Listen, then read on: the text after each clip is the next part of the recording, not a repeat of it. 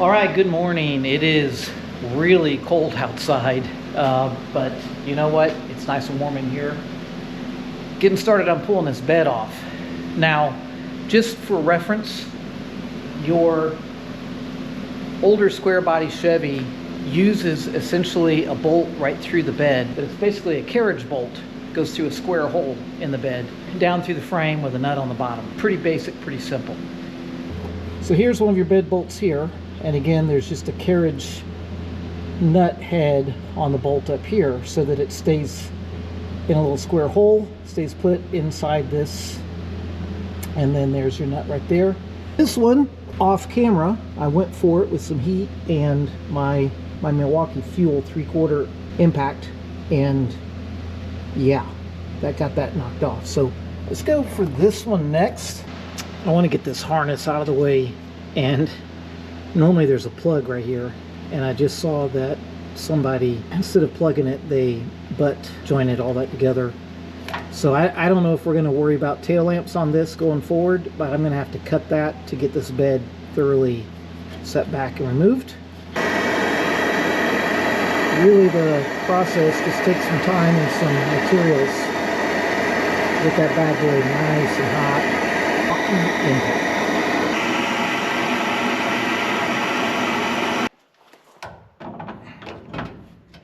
All right, let's see how.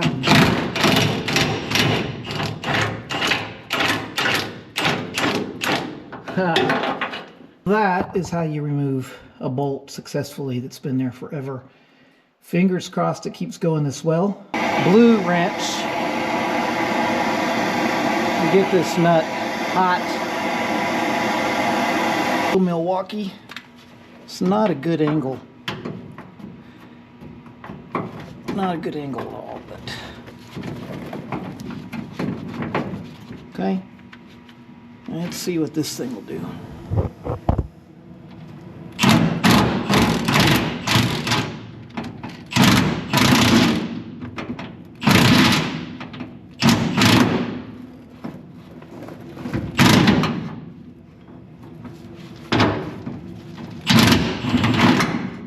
Yeah, like that. Boom. Nice.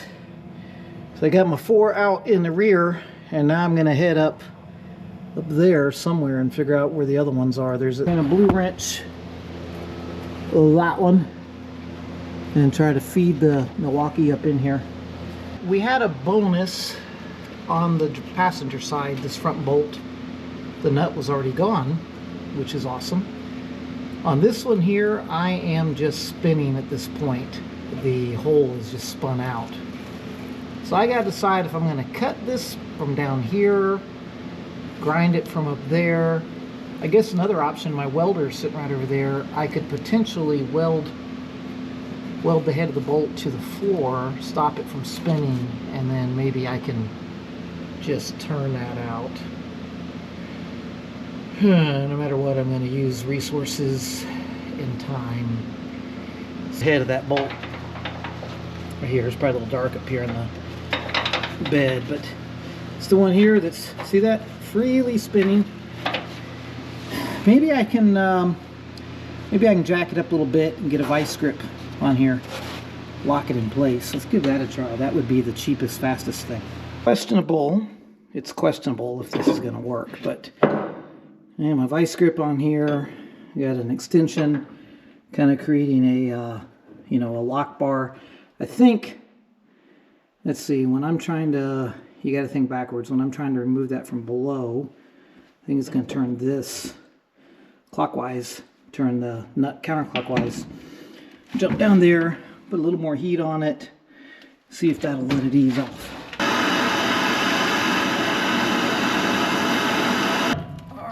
Big boy.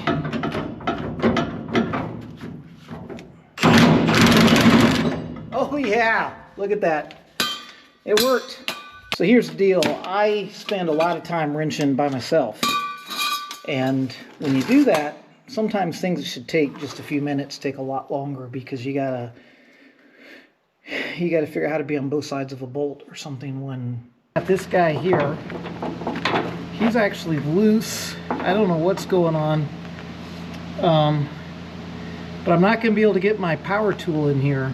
So I'm going to go ahead and give it some heat just to hopefully it'll turn easier. I may have to go up in the bed, do the same vice grip trick.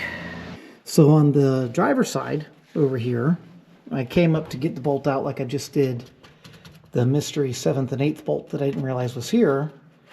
And this thing just runs through long stud all the way down to this guy. So I guess the good news is I can get the torch on that and then use, I think, let's see what kind of room I have here. Oh yeah, I can use my Milwaukee on here and power that off. But that is a totally different setup than the other side. Yeah, the nut is all the way down here on the bottom of this bracket, which would have been nicer over here.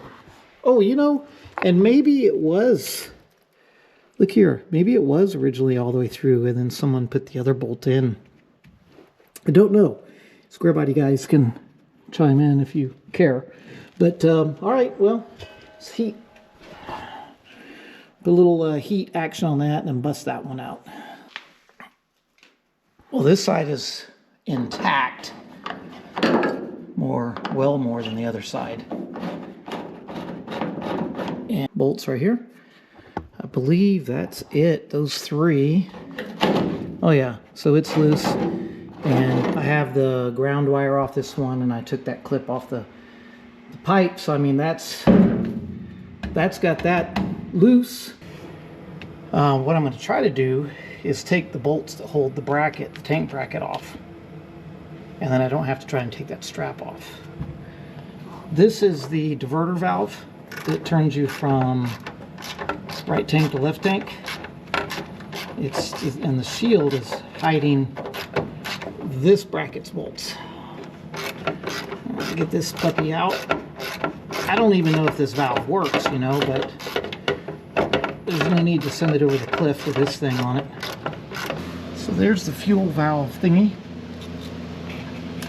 And there's the bolts to that fuel tank. See here, doing that with my head. So I got 1 bolt in each bracket holding it.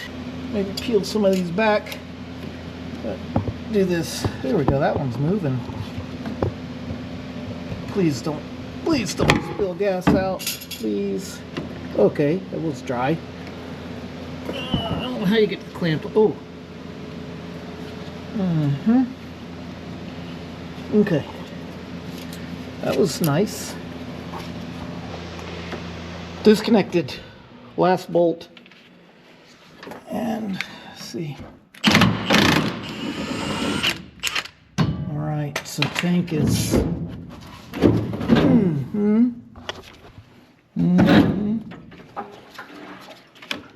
Ooh, I can hear it sloshing. Yeah, so there's a bolt right there. That's the strap bolt right here that it's hung up on. See if I can get out. Oh.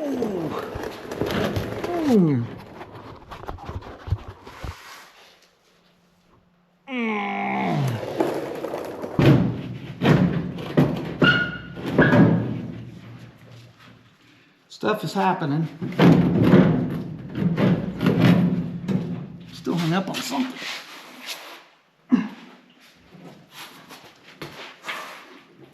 Oh, there's more. Ah, you son of a biscuit. I'm going to cut these lines. The reality is, if anyone were to reuse this tank, they're going to put new rubber on here anyway. Come here, I'll show you.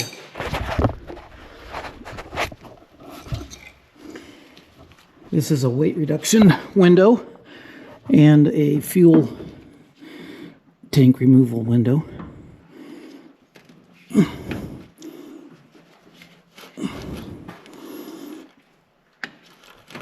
Okay, last one. Let's go ahead and this we might be able to unplug. There we go, the fuel sending wire. We made nice with that guy. Let's see if I can get you in here. This is it. You ready? Boom. That tank, except for the ground, That tank is down. Sweet. Okay, driver's side tank. Looks like I need to get this heat shield out of the way. This heat shield designed to protect from the catalytic converter that is no longer here. So this truck is definitely an off-road stunt truck. We verified it by that component.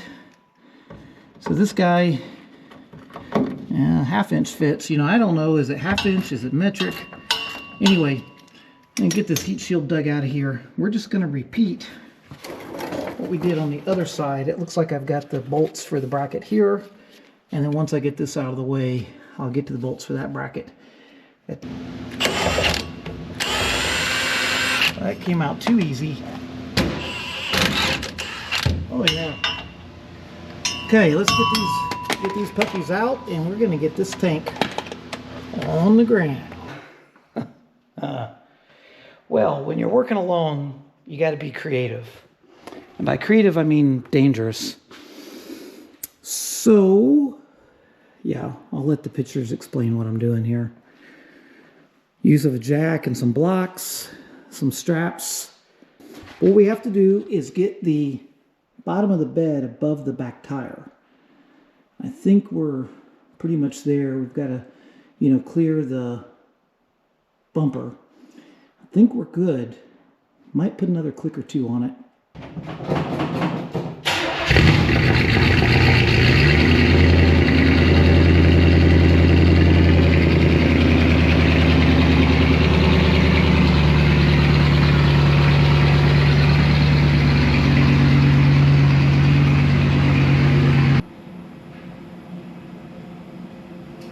You know, I just came back from Lowe's, blew a bunch of money, and now we're gonna build a dolly.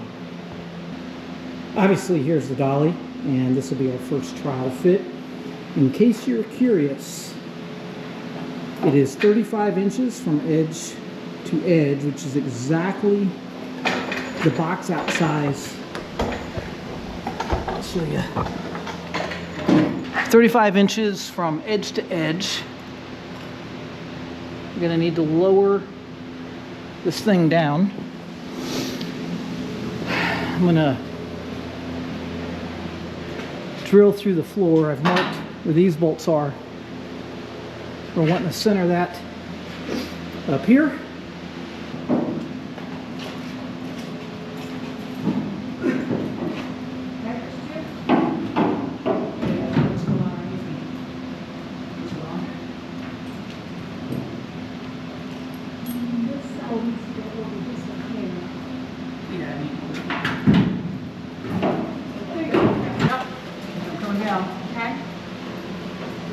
Trying to. Still got another 6 there, you go. Okay, down. Okay, you're up. Okay, too far? Pretty close. Do you want more close? That's close enough. Okay. All right, we're gonna wrap this video up here. Bed is off the truck. Fuel tanks are out. Other miscellaneous items have been removed that will be to the benefit of somebody else on another truck. We have our dolly built. I went in and made some additional reinforcements and crisscross braces on it.